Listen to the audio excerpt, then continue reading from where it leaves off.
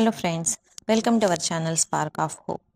ఈరోజు మనం the wooden bowl ఈ కథ గురించి తెలుసుకుందాం. ఒక ఊళ్ళో ఒక ఫ్యామిలీ ఉంటుంది. అందులో తాత, అమ్మ, నాన్న, ఒక 8 ఏళ్ల అబ్బాయి ఉంటారు. ఆ అబ్బాయి పేరు విక్కీ. విక్కీకి వాళ్ళ తాతగారంటే చాలా ఇష్టం. కానీ వాళ్ళ అమ్మ నాన్న తాతగారి గదికి విక్కీని వెళ్ళనివ్వరు. తాతగారితో కలిసి అందరు కూర్చొని తినరు. తాతగారి గదిలోకి ఎవ్వరూ వెళ్ళరు. ఆయన తినే బౌల్, స్పూన్ కూడా సపరేట్గా పెట్టి ఉంటారు. విక్కీ అవన్నీ గమనిస్తూ ఉంటాడు. అలా కొంతకాలం గడిచిపోతుంది. కొన్ని రోజులకు వాళ్ళ తాతగారు చనిపోతారు. అప్పుడు వాళ్ళ అమ్మ నాన్న తాతగారి సామాన్లు బయట పడేస్తుంటారు.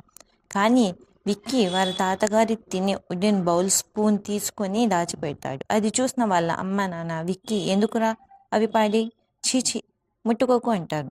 అది విన్న విక్కీ, ఎందుకు నాన్న, నేను కూడా మీరు ముసలివారు అయిపోయిన తర్వాత ఇందులోనే కదా మీకు అన్నం పెట్టాలి అని అంటాడు.